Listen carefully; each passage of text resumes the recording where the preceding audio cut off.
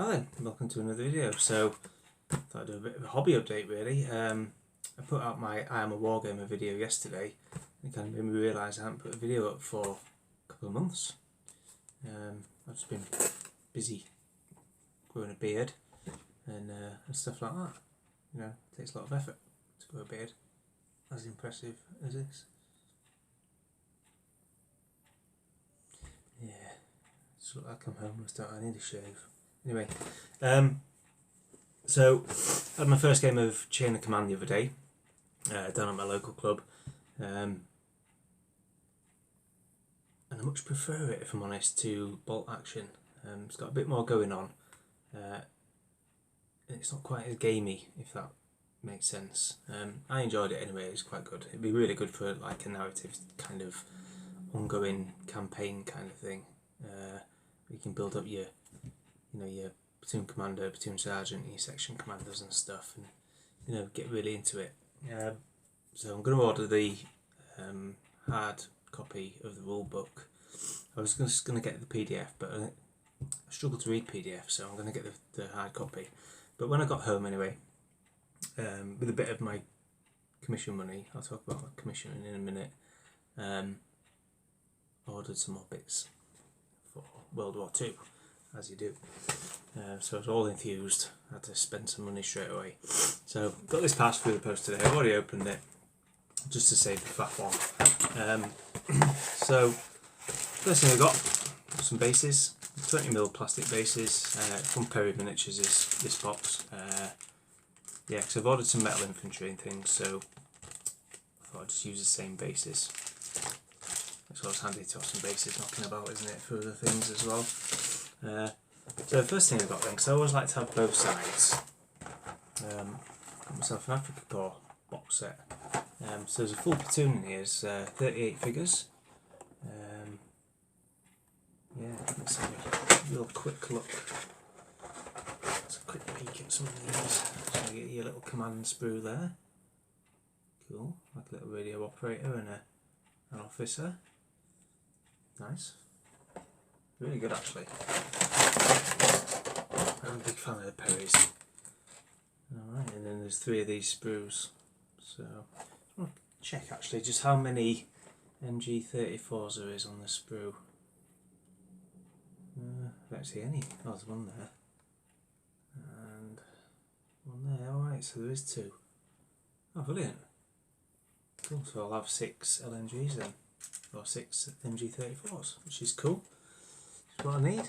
Oh, there's another sprue bases in there as well. 3 of them sprues. And if we get to it, it's a little painting guide organisation. So that's the figures you get in the box. And some assembly instructions and things there. Really cool. Very good. Right, I'll try and squeeze them back in the box later. Stuff out the way. Okay, so what else I got was for my Brits. Got myself a.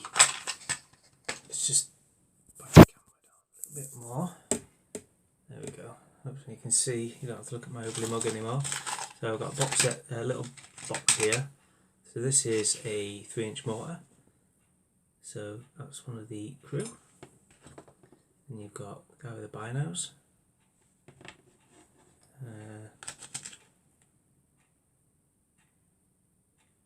The crewman. And another crewman holding the mortar around. Also 4 crew, and then the actual mortar itself. So it's just the mortar tube, the tripod, and a little base for it to sit on in there. That all comes in there. I did take all the fluff out before I started the video, because this stuff that you get in these boxes is a nightmare. So if the Perrys ever watch this, which I doubt they ever will, but if you do, please just put a bit of foam in instead of this. Mind you, I suppose it makes, you can use it as smoke markers, couldn't you? Yeah, anyway, bin. So it's annoying. Right, so that's the 3-inch mortar, and then I've got a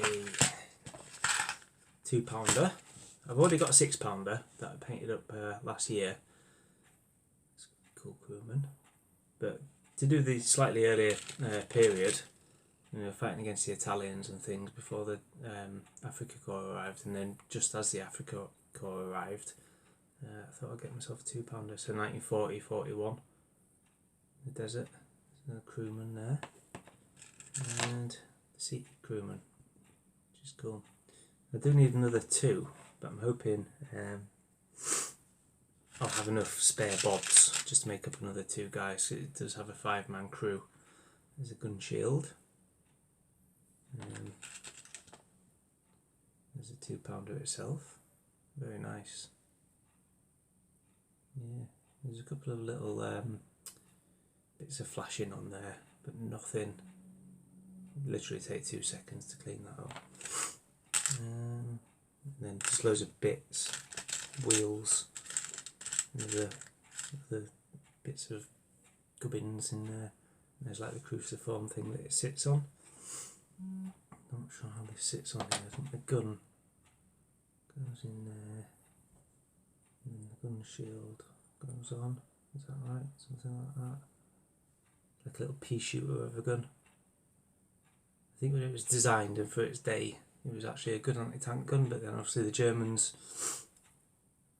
armour got heavier and heavier and it became obsolete pretty quick. Yeah.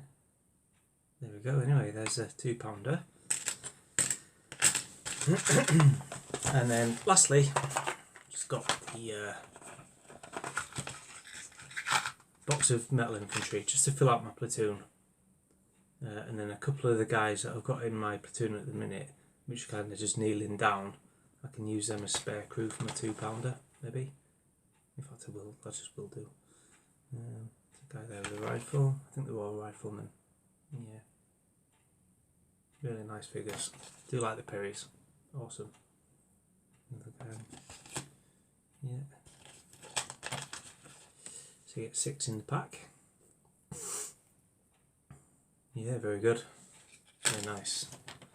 Yeah, so that's it. That's all the stuff I've ordered. That'll keep me busy for a while if I ever get my commission done. Back to Ugly Mug. Yeah, so commission work. About a month and a half, 2 months ago or so, I decided to do a little bit of commission work just for a guy I know. And it was more of an experiment, to be honest, to see if I could do it and if I enjoyed doing it. And it's been okay, but it's eaten into my hobby time massively. It's nice to have a bit of extra money. I bought all this of it, and I've got a few quid left as well. But like I say, it's just eating into all my time. So I haven't really painted any of my own stuff for about 6 weeks or so. I've just been purely painting this commission. Yeah, so I'm not quite sure what I'm going to do. I might just take the odd commission every now and again, but leave it a couple of months between. So I'll finish a commission, give it a couple of months so I can do my own stuff, and then do another little bit of commission work. It's a funny one actually, doing commissions. Got a lot of respect for like professional painters and things, because you're painting models for somebody else. Little mistakes and things that you should just ignore because it's yours. You think that'd be alright, kind of thing. Can't really see it, be fine. If you paint for someone else, you can't really do that because they're paying you money for you to paint it nicely for them.